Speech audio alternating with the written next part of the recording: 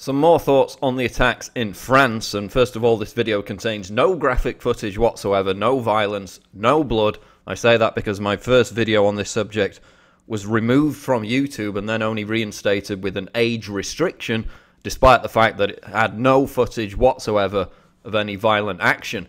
But to start off with, obviously this is a video that a lot of people have been talking about, and Storm Cloud's Gathering has done a good analysis.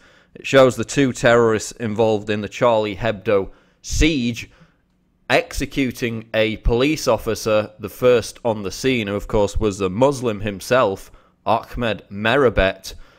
And as you can see from the footage, which I will not play, but you can see linked down in the bar below, they apparently wound him first, then walk up to him and shoot him in the head. The problem with this explanation, as a lot of people have pointed out, is that shooting somebody at point-blank range with an AK-47 in the head would produce at least some blood splatter, if not complete obliteration of the head. What we appear to see from this video is a gunshot that hits the pavement, bounces away, and doesn't actually go into the police officer's head. So people are legitimately asking questions as to why the mainstream media has widely reported the fact that this Muslim police officer was executed in this moment, having been shot in the head. When you watch the video, it appears as if the shot is fired a foot away from the officer into the pavement. Here you see the residue from the shot as it apparently hits the pavement. The officer shows no reaction to being shot in the head. There's no violent movement of the head backwards. So people are asking why the media is reporting that this officer was shot in the head when this video appears to suggest otherwise. Does this mean that the entire attack on Charlie Hebdo, as well as the attack on a Jewish grocery store, was staged, was a hoax, that nobody ever died in these attacks? No, you cannot extrapolate it out into a completely new narrative. We know detailed inside information from both incidents, from survivors of both incidents who gave detailed and matching accounts of what happened. So to believe it was staged, you would not only have to believe that 16 people died, but also these other dozen or so or more survivors who were involved in the Jewish grocery incident have also manufactured the exact same narrative and are crisis actors. So it's difficult to weave that fabric, that wider narrative about the whole incident being staged. But this is a legitimate question. So firearms experts, ballistics experts, what does this suggest to you? Could the bullet have hit the pavement, come back and hit the officer in the head? Could he have been shot in the head at point-blank range with an AK-47 and there be no blood? I mean, I'm not a firearms expert, I'm not a ballistics expert, so the jury's out and I invite your comments. What's troubling to me is that this narrative is being circulated based on completely false premises by the conspiracy theorists who think the whole incident was staged. They actually created a fake BBC News website made to look exactly like the original BBC News website and passed off this article as an original BBC News article when it isn't. So the fact that they have to create a hoax to supposedly expose the hoax is very troubling indeed. Because this is a very well-written hoax article, but then you read it. For example, the general consensus among not just skeptics, but some major news agencies is that the entire event was a false flag attack perpetrated by the CIA. There are no major news agencies on the planet saying that. So not only is it a hoax to begin with by presenting this as an official BBC News article when it isn't, it's a spoof website, but now they're actually claiming that major news agencies are agreeing with them that the whole event was a false flag, when they're not. So why would you need to lie to create a bandwagon for this narrative if it's strong enough to stand up on its own? It's very troubling that the conspiracy theorists out there have to do this when the evidence should speak for itself. Although interesting questions have been raised by this footage and they need to be addressed.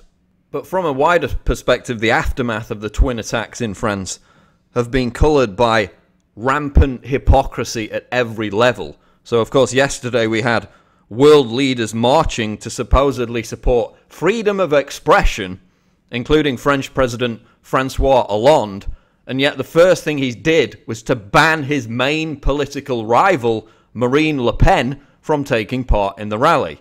So he was marching for freedom of expression, yet banned the opposition member of a party who is likely to beat him in the next election from taking part. Again, the complete height of hypocrisy. Also taking part in the rally was British Prime Minister David Cameron, again marching against Islamic extremism, having for years armed and funded Islamic extremists in Syria, many of whom went on to join ISIS, the group who inspired the terrorists in France. And that policy is not going to change. Both Cameron and French President Hollande will continue to back the rebels in Syria, despite the fact that they've defected to Al-Qaeda groups and ISIS on a regular basis and took all the weapons with them. Also, Cameron, of course, backed the 2011 overthrow of Colonel Gaddafi in Libya, which was achieved by backing jihadist radicals. So it seems they're very keen to support extremist Islam when it targets governments that they wish to overthrow, and yet now we have them marching in Paris against Islamic extremism. Makes absolutely no sense because, again, it's complete hypocrisy. And again, what was this march all about? It was about the freedom to offend people and be politically incorrect under the banner of freedom of speech, which includes unpopular speech. But unfortunately in France, although that rule may apply to offending Muslims, it apparently doesn't apply to offending Jews. It's a complete double standard. So we had this Charlie Hebdo cartoonist, Maurice Siné, who was charged basically with a hate crime, inciting racial hatred, for writing a column in which he criticized the son of former President Sarkozy for converting to Judaism because he would get richer. So again, he was taken to trial, he was asked to apologize by Charlie Hebdo, and eventually he was fired from the magazine. So again, a complete double standard. If we have the right to offend Muslims and the right to attack Islamic extremism and be labeled politically incorrect for doing so, then we also have the right to make fun of Judaism, but apparently not in France. So it's a complete double standard. Because freedom of speech is about defending unpopular speech. That's what it's predicated on. That's the foundation of freedom of speech. Because if you don't have that, then anyone can dictate what's popular and unpopular and ban certain expressions, certain opinions and beliefs based on their own mindset. So it's about defending unpopular speech, which is why, again, there's a complete contradiction. In France, it's illegal to question the existence of crimes that fall in the category of crimes against humanity, punished by up to a year's imprisonment or a fine. So basically, it's illegal to question the Holocaust, the Armenian genocide, any category, any incident that falls into the category of crimes against humanity. Now, of course, I'm not a Holocaust denier. The vast majority of people watching this video aren't. But it's about having the right to voice opinions that are unpopular.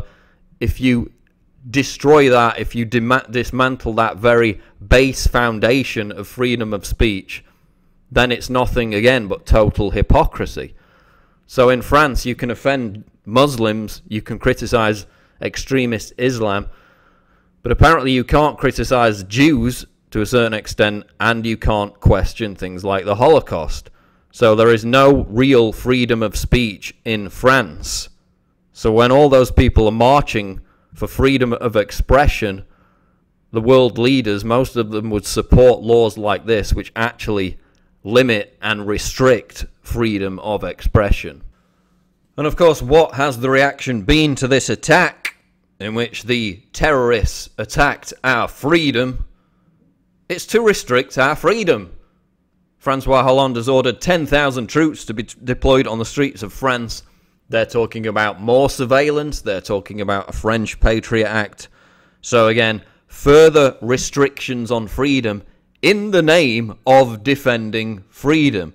Of course, that's why terrorists attack in the first place, is to change society by forcing governments to amend laws and create more controlling societies.